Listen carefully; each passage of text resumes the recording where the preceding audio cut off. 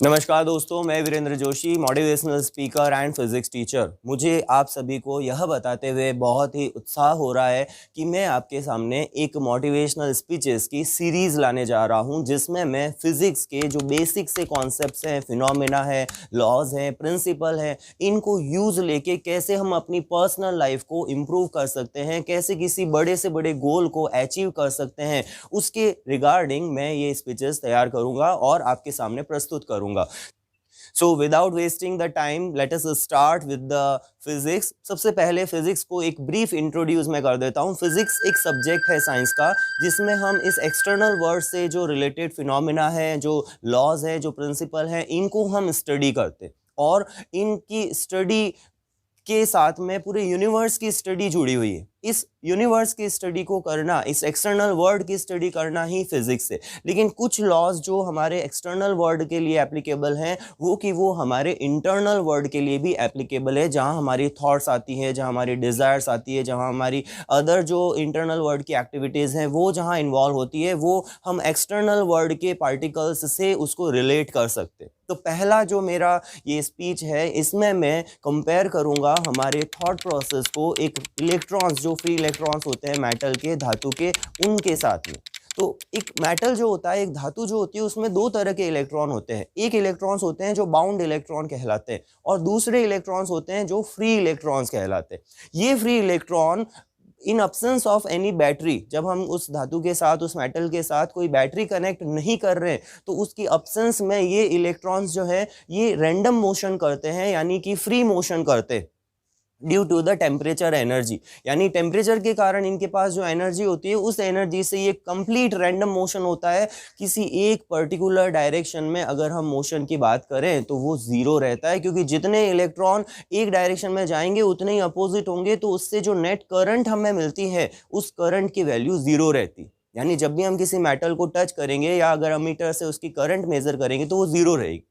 इसी कॉन्सेप्ट को हम अपनी थॉट्स के साथ अगर कनेक्ट करें, तो इस थॉट्स में भी हमारे माइंड में करीब 60,000 थॉट्स पर डे आती है, और ये थॉट्स भी अगर रैंडम है, यानी हमारे कंट्रोल में नहीं है, एक के बाद दूसरी, दूसरे के बाद तीसरी, कई तो ऐसी होती है जिनका हमें पता ही नहीं होता। तो इसी थॉट्स जो हमारे माइंड में कंटिन्यू आती रहती है, और वो अगर रैंडम है, तो उन थॉट्स का कोई यूज़ नहीं है, उन थॉट्स का कोई रिजल्ट नहीं निकलता। जैसे फ्री इलेक्ट्रॉन्स के रैंडम मोशन से करंट नहीं मिलती, वैसे ही हमारे माइंड की जो रैंडम थॉट्स होती हैं उनसे कोई रिजल्ट नहीं मिलता।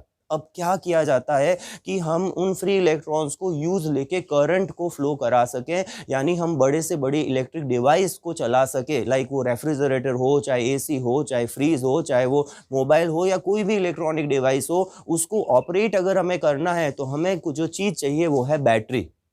अगर हम एक बैटरी उस मेटल के साथ कनेक्ट कर देते हैं, तो वो इलेक्ट्रॉन्स जो है वो एक पर्टिकुलर डायरेक्शन में चलने की टेंडेंसी ले आते हैं, यानी एक डायरेक्शन में वो चलने की कोशिश करते हैं, और वो बैटरी उसको अट्रैक्ट करती है बार बार। सेम कॉन्सेप्ट अगर हम अपने इंटरनल वर्ल्ड में लगाएं, तो हमारे पास भी एक ऐसी बैटरी होनी चाहिए, एक ऐसा गोल होना चाहिए। मैं बैटरी को अपने गोल से रिलेट करूंगा कि हमारे लाइफ में एक ऐसा बर्निंग डिज़ायर होनी चाहिए, एक ऐसा गोल होना चाहिए जिसको हम बिना थके दिन रात लगे रहकर भी उसके पीछे लगे रहें, यानी उन उन थॉट्स को बार बार रिपीट करें जो हमारी लाइफ में बहुत इंपॉर्टेंट है, जो हमारी गोल से रिलेटेड है।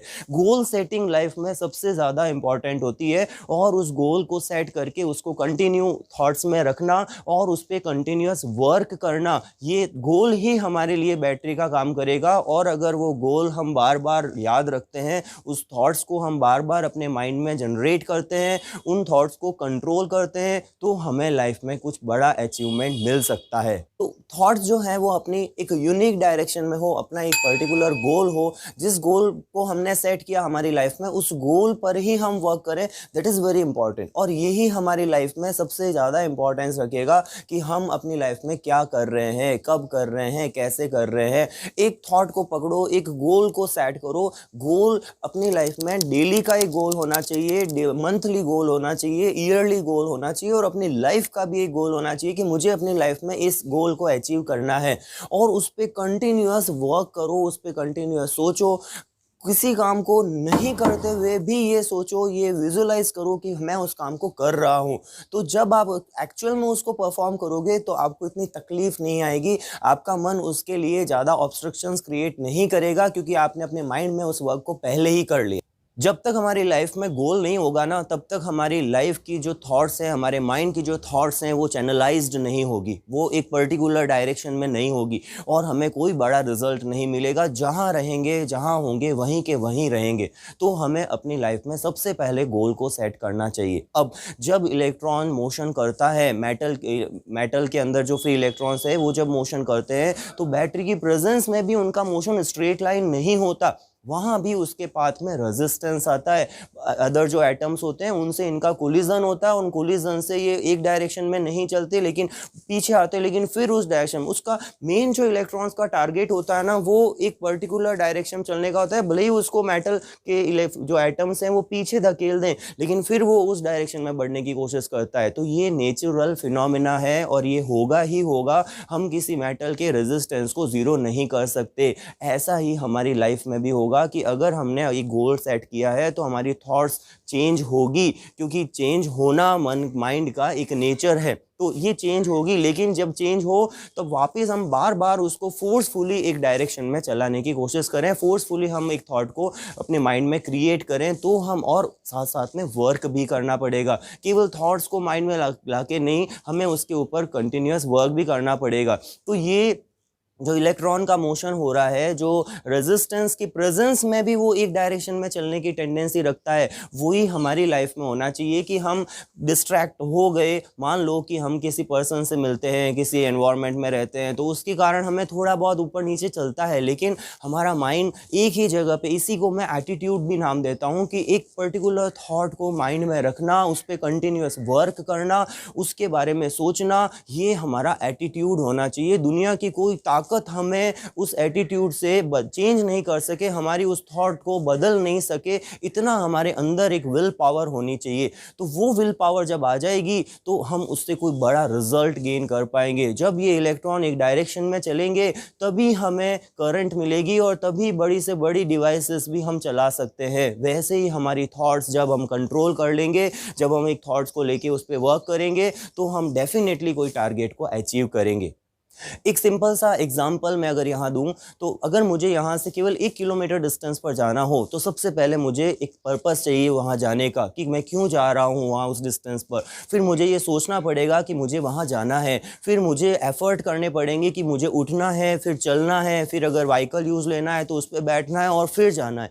तो यही एक छोटा सा पॉइंट, यही एक छोटा सा प्रिंसिपल हमारे बड़े से बड़े गोल के लिए एप्लीकेबल है, कि हम वहाँ जाना क्यों चाहते हैं। जो हमारा लाइफ का गोल है, जो हमारा टारगेट है, वहाँ हम जाना क्यों चाहते हैं, तो एक बर्निंग डिज़ायर वहाँ से आएगी हमारी।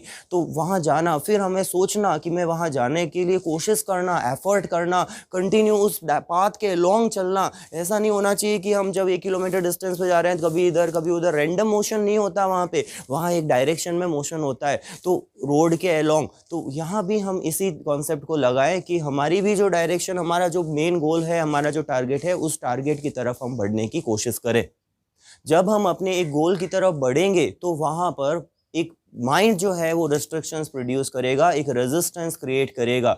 तो कैसे हम अपनी थॉट्स को बार बार एक डायरेक्शन में ला सकते हैं, एक थॉट को रिपीट कर सकते हैं, उसके लिए कृष्ण ने अर्जुन को 6th चैप्टर के, भगवद गीता के 6th चैप्टर के 35वें श्लोक में कहा था, अभ्यासेन तु कौन्तेय वैराग्येण च गृह्यते। यानी अभ्यास और वैराग्य, ये दो ऐसे टूल्स हैं हमारी लाइफ में जिनको यूज लेके हम अपने माइंड को कंट्रोल कर सकते हैं। और अभ्यास, प्रैक्टिस करो, बार बार उस चीज़ के लिए प्रैक्टिस करो, सोचो उसके बारे में, उस पर वर्क करो, यही अभ्यास है।